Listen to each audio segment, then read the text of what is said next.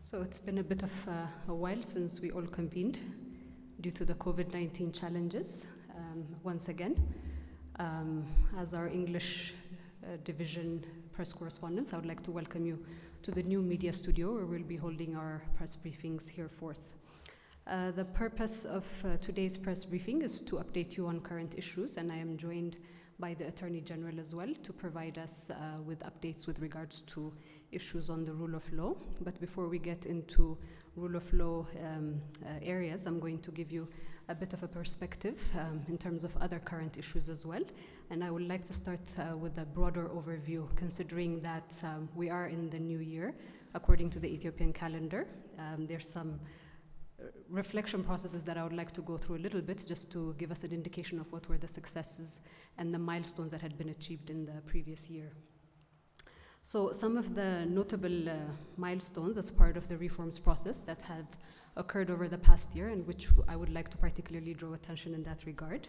One of the key aspects was also the merger of political parties, and the significance of that was bringing in political parties that were for a very long time on the periphery into the center as well. So the dynamism that is introduced by bringing periphery parties to the center and what it means for the ideals of building a multi-democratic platform and widening the political space is something to take note of as well. Another key milestone that we have scored as a nation over the past year is the launching of Ethiopia's first satellite into space. This is not something that should be taken in minute detail, but is something that is part of Ethiopia's prosperity ambitions, particularly in terms of technological innovation and excellence. Another key thing that had happened over the past year or within the Ethiopian calendar is the notable win of the Nobel Peace Prize, and I say this not only locating it within the Prime Minister's Nobel Peace Prize, but as a recognition for Ethiopia on the global stage and as a recognition for Africa as well, because it's a national victory altogether as well. Another component is the first stage filling of the Renaissance Dam. As we all know, the Renaissance Dam has been a key project, national project that has mobilized millions across the country as well. And in that regard, the relevance to the country, the relevance to the region as well, particularly in achieving this key milestone, is something that demonstrated national unity and that demonstrated the ability of Ethiopians to come together and show that they can meet goals that they have set together. Another example as well is the first launch of the first Green Legacy Initiative. It happened a little bit over the previous year, but there is an overlap with the Green Legacy Initiative success rate that had been achieved with regards to survival rate of the ones that we had planted in the previous year, as well as the successful completion of the set target for this year as well.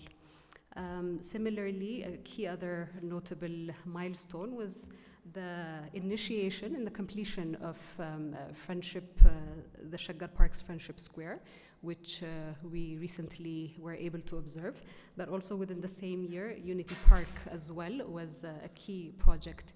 And I don't necessarily bring them up as just project components, but these projects were able to demonstrate that, again, as part of the administration's reform activities with regards to initiating and completing projects in a timely fashion, these are demonstratable aspects of this capacity as well. So this is one key milestone as well that I would like to draw your attention to. With regards to illicit financial flows, illegal transfer of weapons, and human trafficking, there's been a lot of work that has been done over the past year as well within the security sector. So there's been a noticeable, as we've witnessed over the past year, a lot of announcements in terms of these illicit financial flows that have been brought into light, as well as weapons that were being smuggled into the country that have also been seized.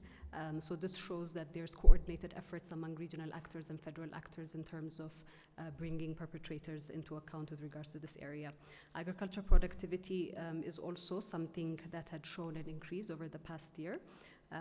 We also moved to another milestone, which is the first digital strategy for Ethiopia, which was endorsed by the Council of Ministers. And this is quite a key milestone for Ethiopia. because of one of the key pillars that had been announced for this administration as part of the homegrown economic reform agenda is technology. Technology is a key pillar. So the digital strategy also feeds into that and is an enabling strategy for Ethiopia's ambitions with regards to digitizing. Ease of doing business, particularly the enabling of online services portal that has been operational to automate the process of business license registration and other similar services, modernizing the tax payment system and digitizing it as well for taxpayers to be able to pay online, particularly in Addis Ababa, is one other critical milestone. Similarly, in encouraging economic growth had also been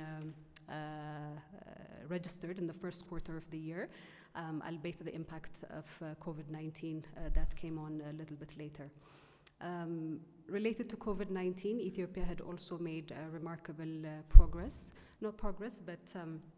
positioned itself within the continent, championing collective leadership, particularly calling upon neighboring member states, calling upon other continental states as well to embrace the value of collective leadership, particularly in confronting COVID-19 challenges, as it's not a solitary or a siloed attack, a health crisis, but something that impacts all of us as well. So Ethiopia had championed this collective leadership aspect and was also through its utilizing Addis Ababa Bole Airport as a hub, utilizing the airline services, and through partnerships that had been gained through the Jackma Foundation, was also critical in disseminating life-saving materials and supplies to the rest of the continent as well. With regards to diplomacy, particularly as it relates to our citizens, citizen-centered diplomacy has been a key component of supporting citizens in other parts of the world who want to come back to the country to repatriate. And in particular, since the onset of COVID-19, particularly around March 2020, 4,211 citizens have been repatriated from Saudi Arabia, 1,195 from Lebanon, 1,023 from Kuwait, and other countries including Sudan, Qatar, totaling around 32,000 individuals that have been repatriated in these efforts. With regards to another key milestone in job creation targets, of the 3 million national target that had been set in the past year, the Jobs Commission had reported up to 3.3 million jobs had been created nationally, particularly in agriculture, industry, and service sector. And despite fears that COVID-19 would heavily affect the jobs creation component or create quite a huge dent, they also reported that only around 330,000 jobs were affected. So key contributing factors for this critical milestone in achieving the jobs creation component has been attributed to private sector participation, or the push to open up the space for private sector to participate, large-scale government projects as well, and the focus on enterprise development and sectoral financing support. Having laid this broader framework for what were some of the key milestones that we achieved over the past year, just to give you a perspective of where we are right now with regards to the COVID-19 status, particularly because it has not only affected Ethiopia, but it has affected a lot of things globally. Since the first identified case of COVID-19 within the country, the government had been taking various measures, as you've been following, to curb the spread and impact of the pandemic nationally. I had already shared with you earlier what had been done as part of collective leadership. But I also want us to recall a little bit in terms of the uncertainty that had prevailed, not nationally only, but globally, in terms of what the impact of COVID-19 was. It was as a new virus. Nobody knew what the spread looked like. Nobody at that point knew what were the factors surrounding it, what kind of measures needed to be taken to actually curb it. So it was a learning process for nations all around the world. So this was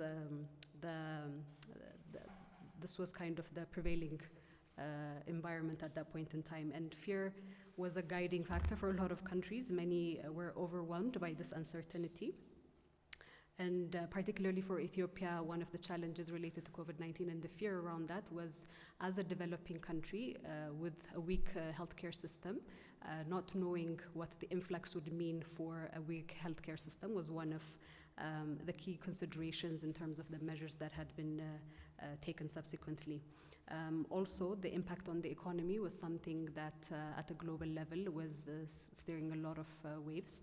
So at the same time, there were concerns as well what that would mean for an economy that over the past 2.5 years had started to progress as well. So this is to say that a lot of government energy and focus over those few months had been diverted to understanding this new challenge in the same manner that the rest of the world was understanding this new challenge, making the necessary preparations for extreme eventualities, and also implementing accordingly. And as you would recall, in this regard, a 5-month state of emergency was put into place, and various measures and directives were also put in place to prevent the spread and the kind of guessed devastation that this virus would have.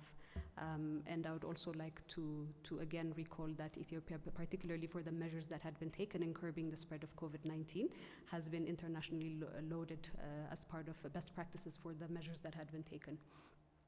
One of the critical milestones, particularly in the work that the nation has done and the government has done in curbing COVID-19, is related to the setup of laboratories throughout the country. If you would recall, when the first case was announced within the country, we would take samples and it would be taken to another country and would take about a 7-day turnaround time. So from that particular incident or particular way of handling testing within testing for COVID-19 to setting up to 54 labs nationwide and being able to generate results in 24 hours. This is also a demonstration of the capacity to be able to respond adequately to COVID-19. In the same manner, just about 2 weeks ago, with the partnership of an international company, testing kits production has also begun within the country as well. Similarly, as I'm sure you've taken note as well through subcommittees, there was a national committee that was being chaired by the Prime Minister with regards to following up on the COVID-19 pandemic spread. These subcommittees were also divided and doing various tasks, including setting up within a very short turnaround time quarantine, isolation, and treatment centers, and equipping them with the necessary materials to the support of partners around the world, but at the same time also through national procurement processes as well. So as it stands right now, according to Ministry of Health reports, the status of COVID-19 spread within the country has spread throughout all of the regions, zones, and more than 900 waradas at this moment as well. Based on yesterday's tally of reports, COVID cases are at 71,083, and the death toll totaling 1,141 as well. In the last month, the state of emergency and national test. In the last month of the state of emergency, which came to an end with the end of the Nahase month according to the Ethiopian calendar, a national testing campaign had been launched, and part of this broad national testing campaign was to give a perspective or inform government decision in terms of measures that need to be taken after getting a sense of what this virus spread looks like within the country, given the national context as well. So testing was doubled, and the doubling of this testing has achieved a lot of key insights for responses. Before the testing campaign, total number of positive cases had been at 20,000, and within that 1 month, it had been doubled had been increased by twice that amount as well. So while COVID-19 still remains a global health threat, and considering that this threat will stay with us for a while, and this is according to WHO reports, that this is something that's going to be staying with us for a while vaccines are in the process of being found. And considering that we are at a much better readiness level for eventualities than we were a few months ago as a nation, the Ministry of Health, as you would note, had made recommendations to the House of People's Representative making suggestions for number one, easing of COVID restrictions based on spread patterns. So this is going to be dependent on the spread pattern from place to place. Addis Ababa so far is the highest concentration of COVID cases as well. So these easing of COVID restrictions are going to be guided by protocols that are going to be enacted by the Ministry of Health. They have also made recommendations for their reopening of schools. And also made recommendations for permitting activities that require gatherings by putting stringent prevention protocols in place. And one of the other key recommendations that they have also made is for the national elections to also continue by putting in place, again, stringent COVID-19 prevention guidelines and protocols as well. So I believe over the past 2 days, the House of People's Representative has also endorsed these recommendations, particularly with the holding of the much anticipated national elections. So if giving you the context of COVID-19, moving to the second agenda item, we move to a brief overview of peace and security within the country. And again, assessing the peace and security situation of the country, particularly in comparison to events and activities of the previous year. It can be said the overall picture is stable, particularly in comparison, as I said, with the previous year. Relevant federal entities use various indicators to determine the level of peace and security, and utilizing that, the reports that they have is that there is a majority of stability. But this is not to deny that there are sporadic incidents and pockets in which fatal incidents have also flared up as well. And these are obviously due to the instigation of anti-peace elements, as has been shared before as well, and for which commensurate actions have been taken by the federal government and also in collaboration with the relevant regional governments as well. I would like to also reiterate here that the government highly condemns all violent acts that are causing civilian fatalities, harm, and destruction.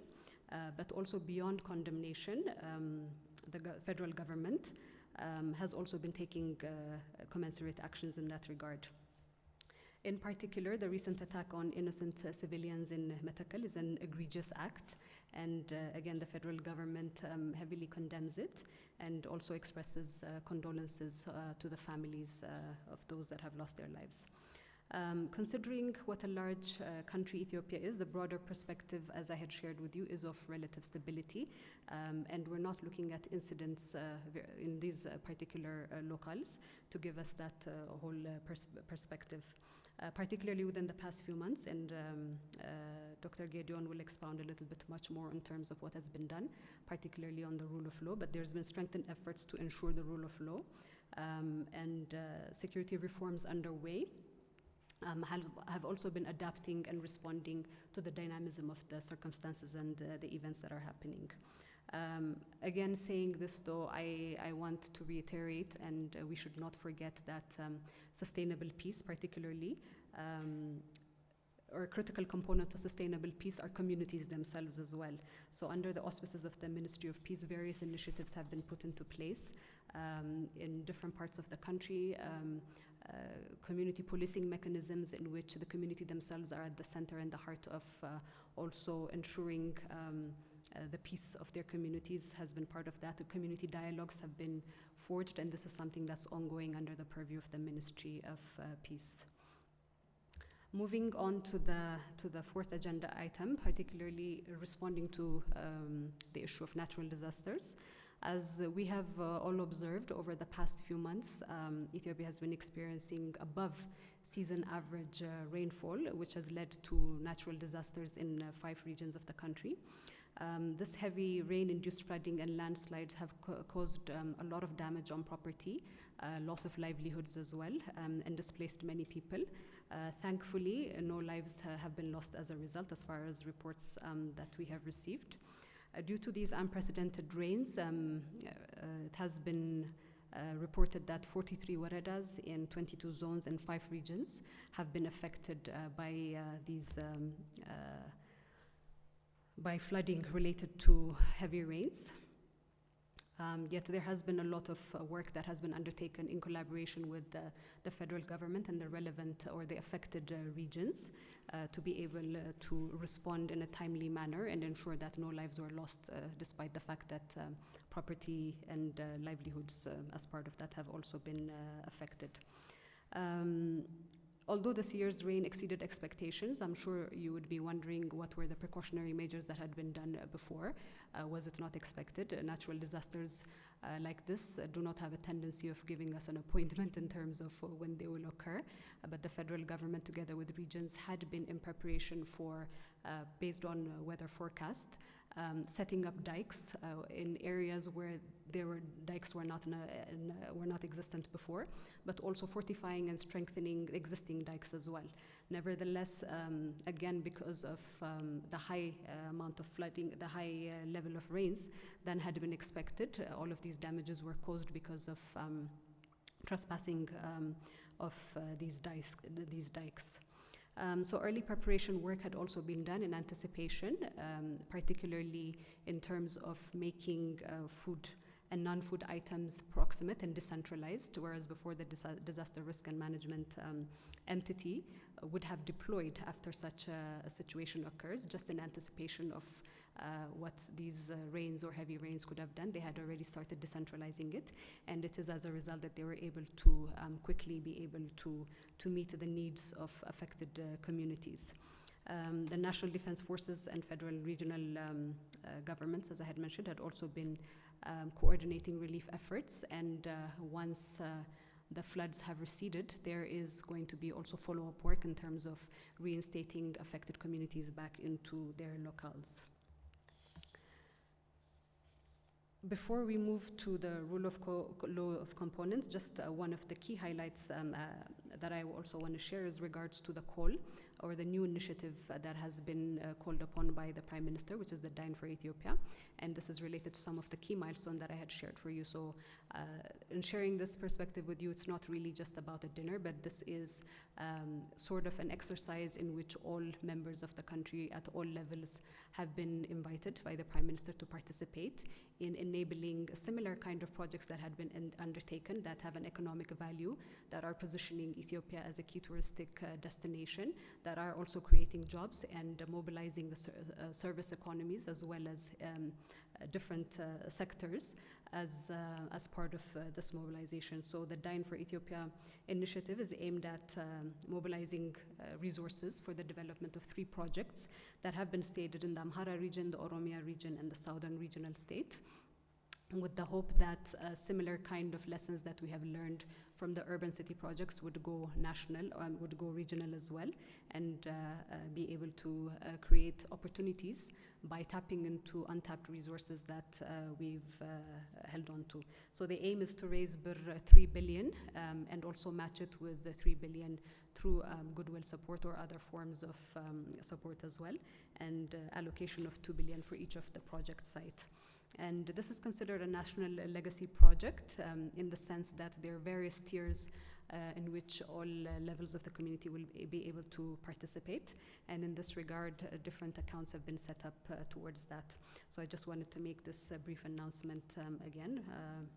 But in concluding my section, before we head off to the rule of law part, I just want to reiterate again that the government is at the highest level, at the executive level, committed to the reforms journey started.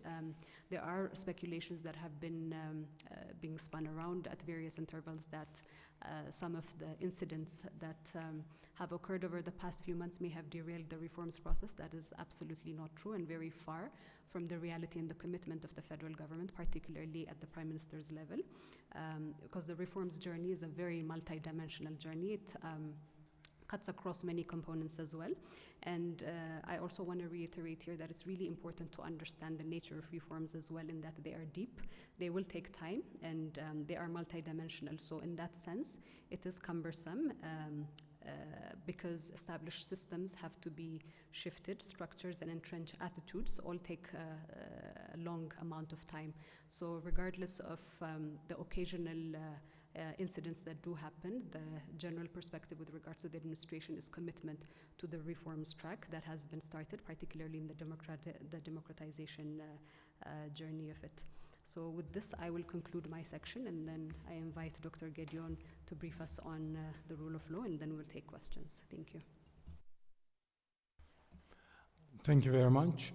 So my briefing will focus upon law enforcement efforts that have been undertaken in the past 3 months.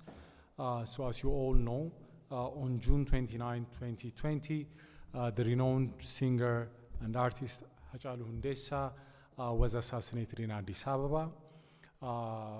In the immediate aftermath of his days and assassination, there was a breakdown of law and order in some parts of the country, particularly in some parts of Addis Ababa and in some zones within the Oromia regional states. There are riots and targeted attacks that singled out minorities in some parts of the Oromia regional state. These attacks and riots have had a devastating impact on the victims, and the communities that have been affected by these attacks are still reeling from the effects of the attack.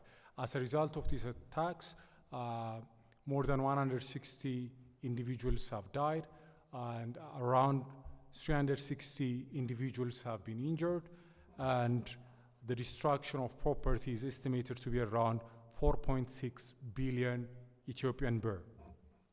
So after these incidents, there has been a coordinated law enforcement effort. The law enforcement efforts focused on 3 aspects.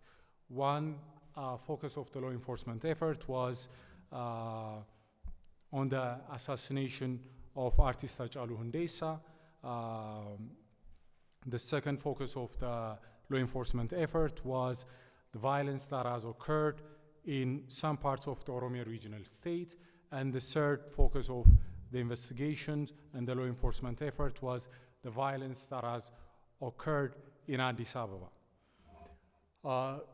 In all focus areas of the investigation, we have been able, in a coordinated manner, to conduct the investigation, apprehend suspects, and bring charge against the suspects. The law enforcement effort was a coordinated effort between the Addis Ababa Police, the Oromia Regional State Police, the Federal Police, as well as the Oromia Regional State Attorney General's Office and the Federal Attorney General's offices.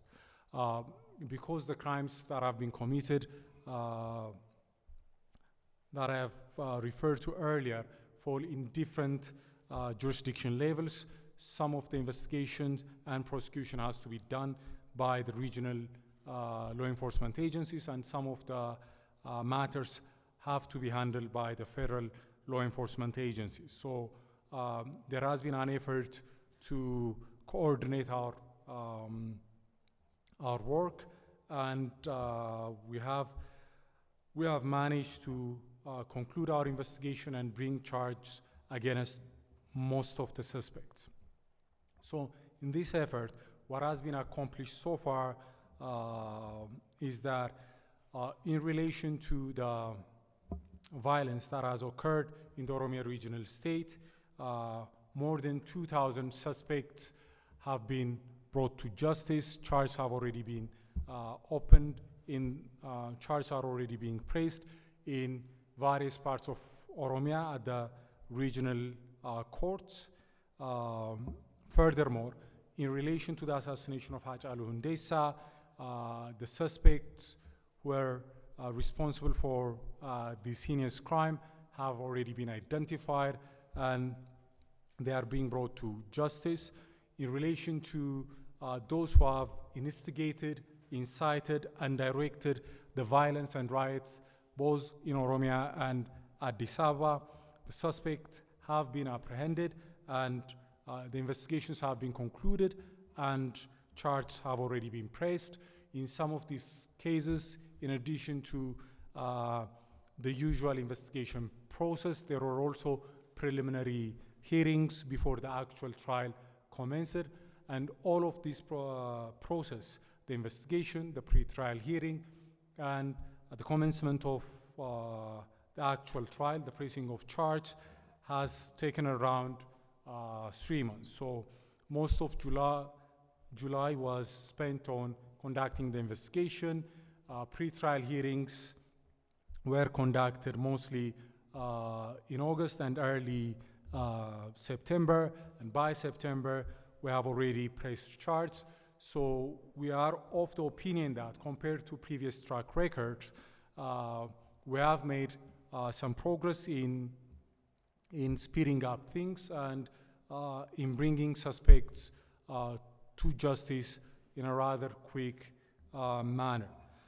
And compared to the scale and magnitude of the crimes that have been committed, compared with their complexity and the limited resources we had, we are of the opinion that this is an accomplishment worth noting. At the same time, this effort has not been without challenge. As I have already pointed out, the scale and magnitude of the crimes that have been committed was enormous. And this has stretched the resources we have both at a regional and federal level. So the scale of the crimes by and in itself was a huge challenge. Furthermore, both at the federal and regional level, we have very limited resources, and this is something that we have to do alongside our other day-to-day ordinary law enforcement duties. This was not something we planned for or something we could have prepared for, so that was also a challenge.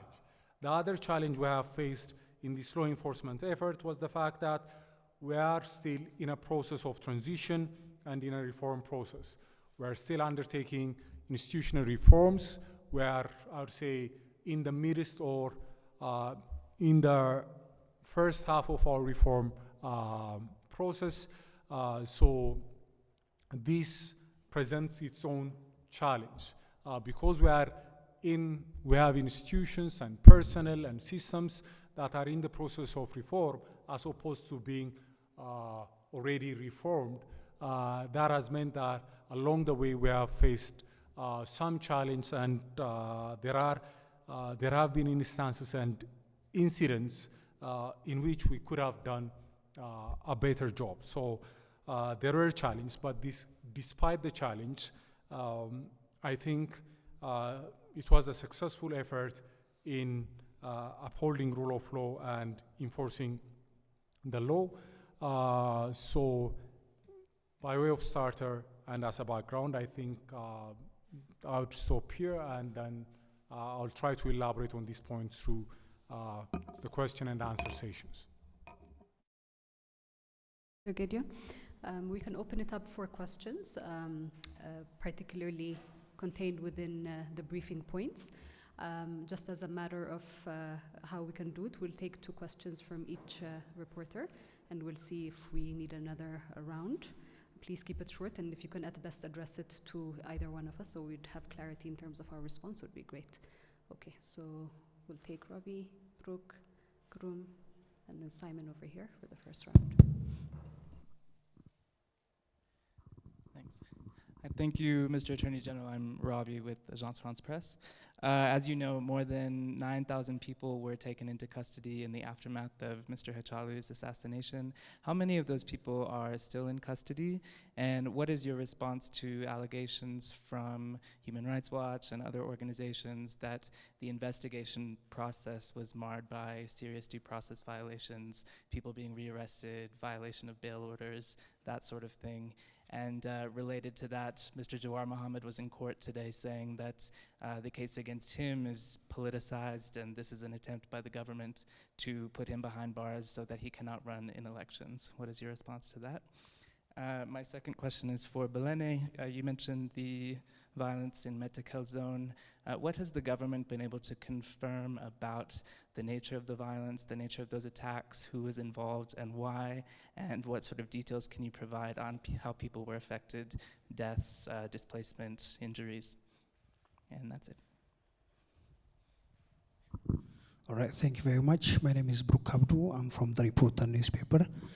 My first question is regarding the rule of law in the country. So I wonder what the status of the court case on the assassination of high-level leaders in Amhara and the assassination of the chief of staff of the Ethiopian Defense Force. I think it happened a year ago. And my second question is, the government has been repeatedly criticized for not protecting the citizens from attacks, and many people have been dying over the past years because of violence and protesters. So many say that the government doesn't have the capacity to protect its citizens and ensure peace and security in the country. So what evidence can you provide that the government has that capacity to protect its citizens and ensure peace and security in the country while many are dying at this point in time? Thank you very much. Thank you very much, Grum Jala CGTN. I would like to ask 2.5 questions. Billene, first on the repatriation effort that you've been talking about. It's been done since the Prime Minister came to office, one of the priority areas of his. But we would like to understand what is going to be next, perhaps in terms of those who are here already and what is being done with them, and those who are also languishing in different countries, perhaps in prisons too. The half question is also for you. On this, the Oromia, Amhara, and Southern Regional States projects, the international community could also take part, such as, for instance, the Chinese government and other investors. What is the call from the government in this regard of participation, investment, and other things, if there is any? Excellency Attorney General, election is coming up. Within this year should be held. As my friend tried to mention it, some of the opposition leaders, perhaps arguably the strong ones, are said to be in prison or are facing trial. What do you think is going to be the shadow effect of such an act while the Prime Minister is promising a free, fair, and peaceful, credible elections coming up? Thank you so much.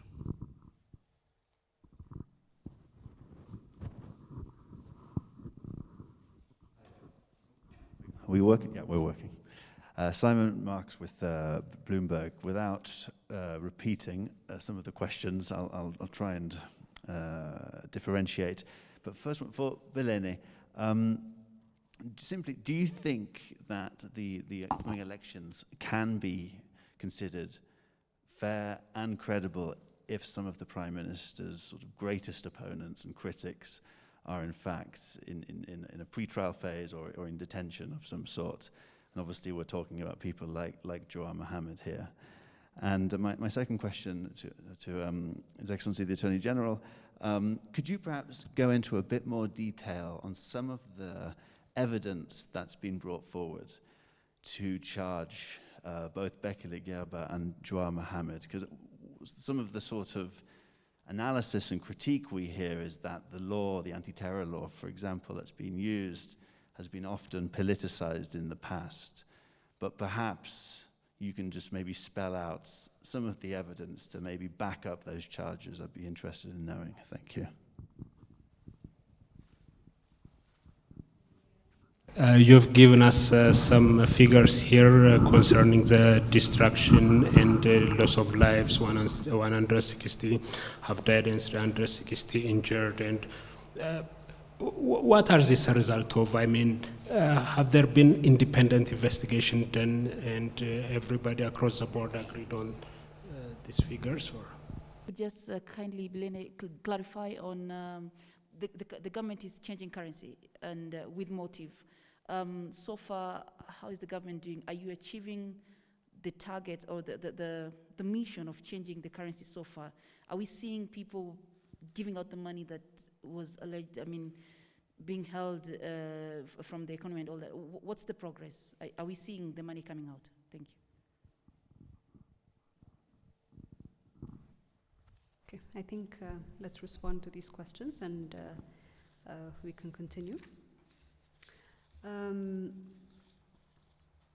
Let me start with Coletta's questions, and just to give a bit of a summary again in terms of the aim of the demonetization scheme. So the introduction of the new currency notes has been done so in a very thoughtful process, putting into account what needs to be put in place to make this successful. Most of the work is aimed to be accomplished within a month, but within a 3-month time frame is when all of the changes for all of the notes has been set to be put in place. These currency notes have been introduced with new security features and also other distinctive elements as well. And one of the key aspects of why that was brought into place and why it was necessary to do so is also as part of the efforts to number one, stabilize the macroeconomic environment, but also to address some of these aspects of illicit financial flows and also some of what can I say, the sources or the financing mechanisms for some of these sporadic incidents that are happening throughout the country as well. So it is aimed to curb these challenges among many other economic challenges as well. But with regards to how the process is ongoing, the direction that has been given is for the formation of a command post to be set up, which includes security sectors at the federal level, and the regions have also been asked to follow through. So far it's been about 2 weeks since this has been started. The first set of money has been sent to the Commercial Bank of Ethiopia, and already these change processes have been taking place. There has been some irregularities that had been noticed with regards to seizure of people carrying certain amounts of money, but the National Bank has also been evaluating and putting a ceiling on what these the limit for these things are. So far the process, as per the National Bank of Ethiopia reports, is that it's going quite smoothly, and I think we'll be able to give much more feedback once the 1 month milestone has been addressed. Moving, and Dr. Gedion will also address it, but moving backwards to some of the questions, I think, Simon, the question that you posed to me, do I believe, it's not only what I believe, but this is a conviction of the federal government, this is a conviction of the Prime Minister as well, that the elections will be free and fair, and there is no mincing any words, there is no confusion that the rule of law proceedings have nothing to do at all with trying to get, as you say, some prominent voices out of it. We are dealing with parties. We have a system, we created a system for multi-parties to play within the rules and the confines of the political playing field. And the rule of law is applicable to anybody, regardless of whether you're in a political party or not. So individuals that do not play within the confines of the space will be held accountable by the rule of law. So this has nothing to do about putting people outside of this. And I think it's important also to recall the background to the opening up of the political space. Again, the elections are not going to be on a personal level, they're on a party basis. So the parties are still active. Individuals in those parties might not be active, but they're some of their key leadership and other members of the parties are also there, so these parties are expected to also participate. So again, there is a strong conviction that they will be free and fair, and this is something that the government has been looking forward to and anticipating, and also not only anticipating, but creating a level playing ground for that as well, with a lot of the political dialogue platforms that had been initiated as well. A lot of the opening up has been part of that, but again, it is within the confines of the rule of law that everybody has to play fair within that space. Going to Groom's question, particularly on the Dine for Ethiopia initiatives, is there a call for the international community? Definitely there is a call for that, for anybody that's willing to invest as well. Part of these projects enable us to see some of the natural endowments that Ethiopia has been sitting on, green gold, if you would say so. So being able to utilize those, to capitalize on those, to be able to bring meaningful changes to these communities is one aspect of it. So any partnerships that would enhance and deliver on this prosperity goal and this ambition of developing these areas is something that is, that is championed.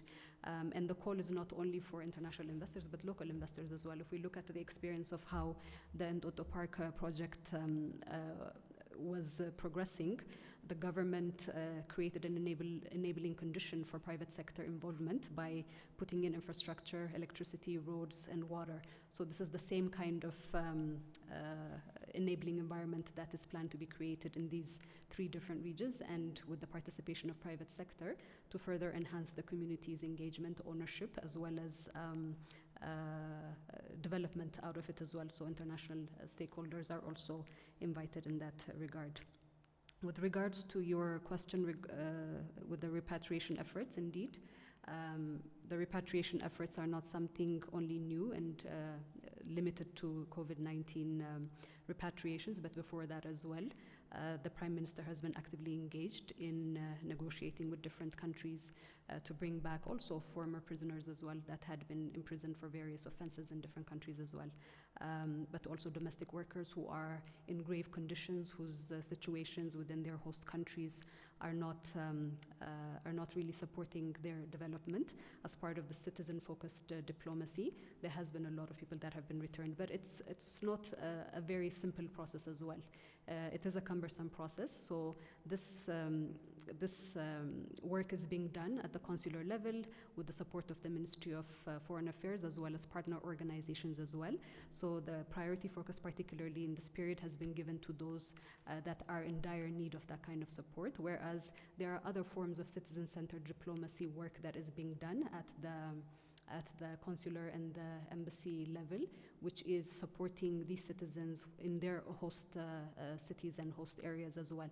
So it's not necessarily only repatriating them back, but making sure that their rights within the places or their host countries are also being effectively addressed. But for those that are wanting to come back as well, facilitating that process, despite the fact that it might be a bit of a cumbersome process. So once they do come here as well, different partner organizations are involved with federal entities to rehabilitate them and also find meaningful and gainful employment for them as well. So this is an ongoing process because, as you know, these issues, there are a lot of migrant workers abroad.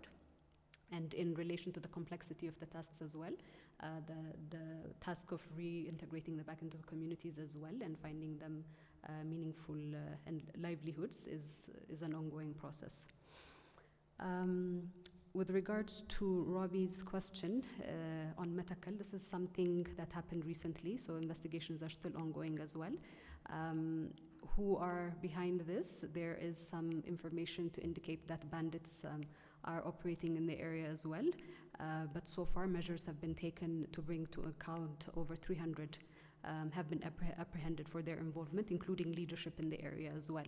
So with the specific elements, this is as part of an ongoing investigation. This would be coming out to light within the next few weeks, but as far as the preliminary information, this is what I have. I think, yeah, Brooke, you had asked a question about the capacity of the government to protect its citizens as well. Again, I want to reiterate that incidents do not necessarily govern, or incidents or pockets of incidents do not necessarily reflect the measure of the government's work to enhance peace and security in a country. And for all the incidents that we're aware of that make it to the media, what does not usually make it to the media is what kind of threats have been thwarted by the collaborative efforts of the security sector. Together with the relevant regions and different federal entities as well. So there have been a lot of cases that have been thwarted, a lot of terrorist activities as well, because of the timely intervention of the security sector that have not made it to media light, but this is also part of the efforts that are being done in ensuring citizens' peace and security. I think these were the ones that were addressed to me, and we proceed to Dr. Gedion. Thank you very much. Unfortunately, I'm not really good with names, and I might not have caught your name, so I'll just simply address the questions and the issues. As far as the first question is concerned, the investigations in Oromia have already been completed, and as I've already said, charges are being pressed throughout the week. We expect some charges to be pressed tomorrow, and some maybe early next week. So until that process is completed, it will be difficult to give exact figures as to how many people are are being processed through the judicial system. The current figure we have is above 2,000 suspects are being charged for their participation in the violence that has taken place in the Oromia regional state. And we hope that will give you a more reliable and a more exact figure sometime next week once all the charges have been filed at the courts. With regard to the complaints in relation to the handling of the suspects and the human rights situation, as have already indicated, due to the large size of the number of the suspects, the number of the suspects is high because the nature of the crimes was such that these were riots, these were mob attacks that involved thousands. So given the number of people who have participated in the commission of the crime, the number of people that will be arrested would also naturally be high. So some might characterize it as mass arrest, but it's because there was a mass that participated in the crime, in the commission of the crimes. Yes, there have been shortcomings and some challenge throughout the process from the human rights perspective, but not, I would say that in relative terms they're not major, and to the extent that these kind of issues and challenges cropped up, they were pointed out by various entities, particularly by our own Human Rights Commission, and remedial measures were taken to rectify this situation.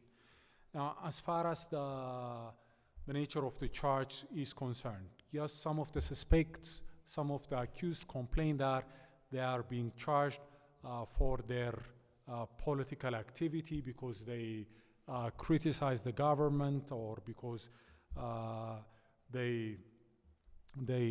because of this or that. But I would reiterate the fact that, one,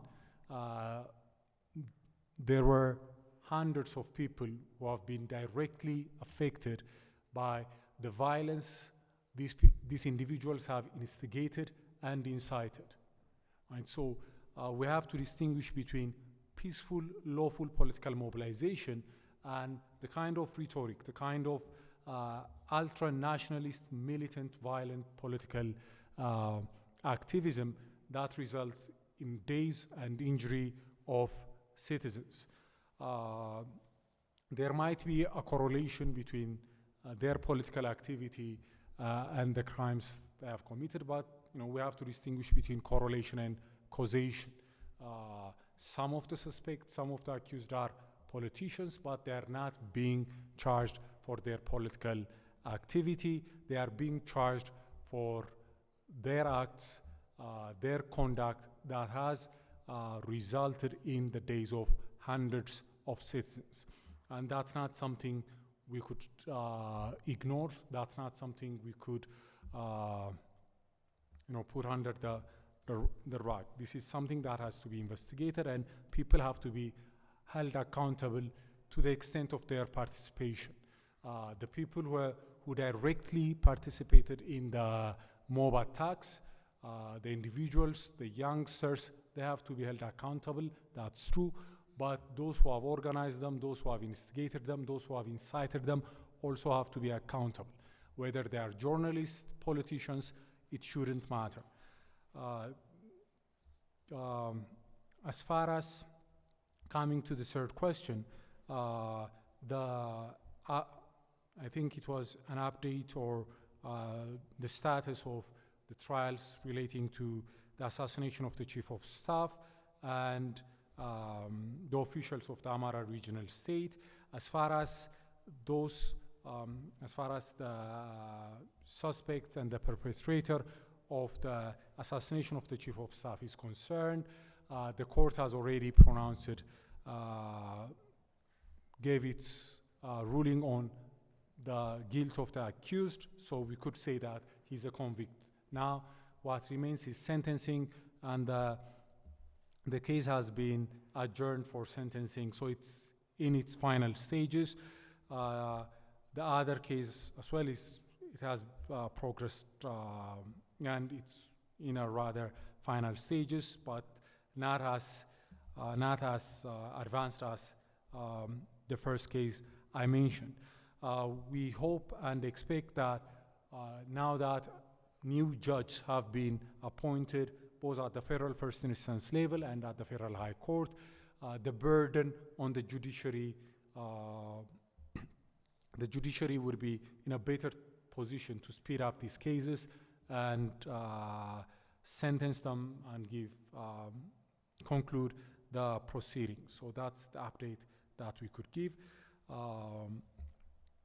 But I would also like to reiterate that since these trials are held in public, the media could also see the proceedings, observe the proceedings, and report on the proceedings. As far as the protection of citizens is concerned, in addition to what my colleague Billene has said, in addition to the thwarted traits, we have also to take into account that the law enforcement efforts we are undertaking are meant to ensure that there will not be impunity, and by bringing an end to a sense of impunity, we are of the opinion that the likelihood of similar attacks being perpetrated in the future would decline. So bringing suspects, bringing those responsible for these crimes to justice is another mechanism for ensuring that these kind of things will not keep occurring again and again. The other question that has been raised was in relation to the use of the Anti-Terror Proclamation and the evidences that the government has. Now, as far as the Counter-Terrorism Proclamation is concerned, what I would like to clarify is, first and foremost, in most of the cases that you have in mind,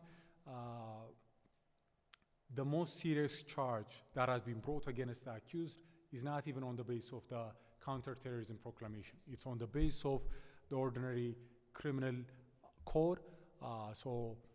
Many of the high-profile suspects have been accused of violating Article 240 of the Criminal Code, which entails a more serious penalty, which is clearly the more serious offense. As far as the Counter-Terrorism Proclamation is concerned, most of the accused are accused for the lesser crime of preparation for terrorist act. So compared with the charge under Article 240 of the Criminal Code, which relates to inciting and instigating attacks, riots, both against citizens and the government, this is relatively even a less serious offense. So to some extent, I'm a bit perplexed because these are individuals who have been charged for crimes that are far more serious, but the charge that is getting all the attention is the less serious offense. So a closer look at the charge could clarify the situation. Furthermore, due to the legislative reforms that have taken place over the last 2 years, the Counter-Terrorism Proclamation we have now offers no tactical or procedural or evidentiary advantage for the prosecution.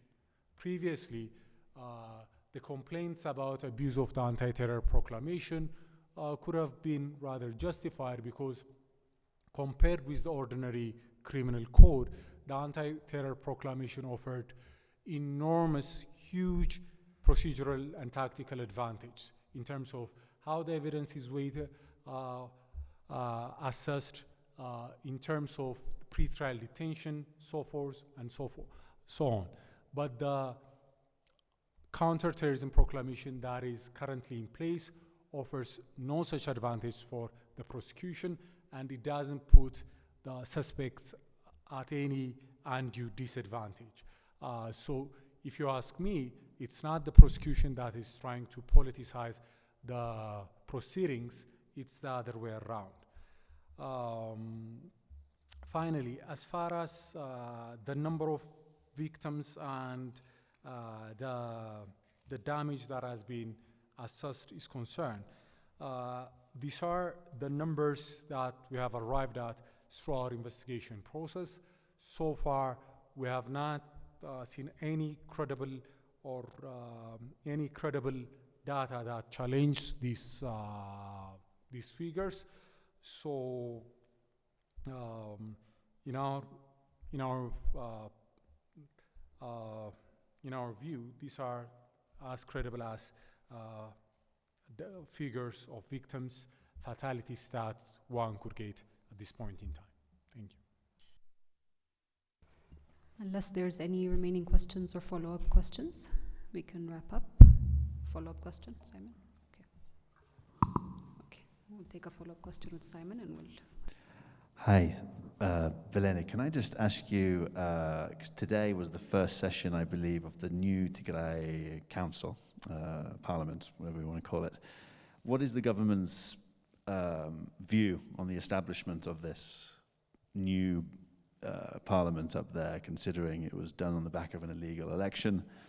Could you just spell that out for us? And very lastly, when will there be a date put on the election? I know it's going to be within 12 months or before the next Ethiopian New Year, but is there a date you could give us, maybe? Okay, and we'll wrap up with that. The date for the elections is not determined by this office. It's determined by the National Electoral Board of Ethiopia.